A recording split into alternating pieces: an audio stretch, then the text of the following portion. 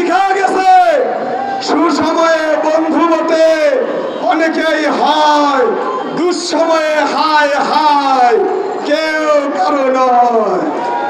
কথায় কথায় এদেশের মানুষকে শেখ হাসিনা বলতো পাকিস্তান চলে যাইতে, জনগণ দেশেই আছে কিন্তু হাসিনাকে দিল্লি পালাইতে হয়েছে। হাসিনার মঞ্চের নেতারা কোথায়? খেলা হবে ওবায়দুল কাদের, কাউয়া কাদের, খবর নাই। সালমান এফ রহমান, দরবেশ, দাড়ি চুল সব ফালাইয়া পালায় যেতে চাইছিল। আমরা শ্রীলঙ্কায় দেখছি জামা কাপড় ফালাইয়া পালাইছে, আর আমাদের দেশে আওয়ামী লীগের নেতাদের দাড়ি চুল ফালাইয়া পালাইতে হয়েছে, তাই না?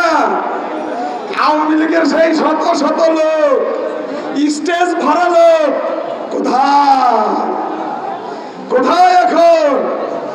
এখন গণ অধিকার পরিষদেরও স্টেজ ভরার লোকের অভাব হবে না, কিন্তু দুঃসময়ে মাঠে থাকা লোকের বড় অভাব।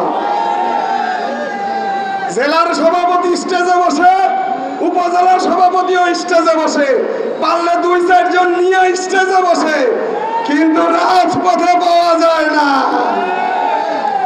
6 বছর হাসিনার বন্দুকের নলের মুখে যারা রাজপথে দাঁড়িয়ে ছিল, আজ তো শুধুমাত্র বিজয় তাদের।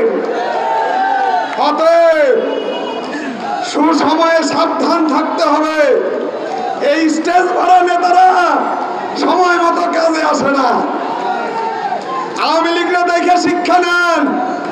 আওয়ামী লীগরা যত গালি দেন না কেন, আওয়ামী লীগ শিখা গেছে সুসময়ে বন্ধু বটে অনেকেই হয়, দুঃসময়ে হায় হায় কেউ কারো নয়।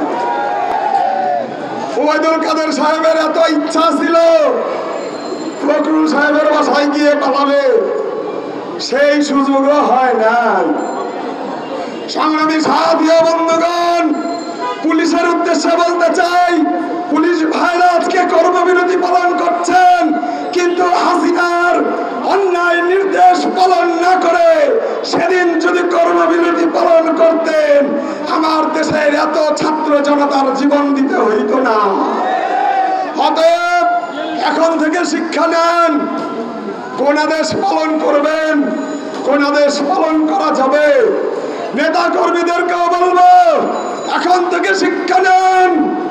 যদি বাংলাদেশের মাটিতে আবার কোন স্বৈরাচার সরকার মাথা চারা দিয়ে উঠতে চায়, আবার যদি আওয়ামী লীগের মতো এই গণহত্যাকারী দল, হাসিনার মতো গণহত্যার নায়ক, ওবায়দুল কাদেরদের মতো গণহত্যার নায়কেরা বাংলার জমিনে মাথা উঁচু করে দাঁড়াতে চায়, তবে বাংলার প্রতি ইঞ্চি মাটি থেকে এদেশের ছাত্র জনতা বিপি নুরুল হক নূরের ডাকে আবার রাজপথে নেমে আসবে।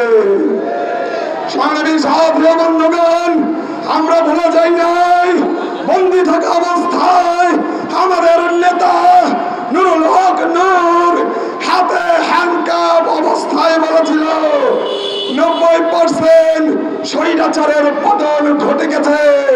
সংগ্রামী জনতা, আপনারা রাজপথে থাকেন, আর মাত্র 10% ধাক্কা দেন। নুরুল হক নূরের সেই আহ্বানে বাংলার প্রতি ইঞ্চি মাটি থেকে ছাত্র জনতা রাজপথে নেমে এসেছে, এই হাসিনা স্বৈরাচারের পতন ঘটিয়েছে।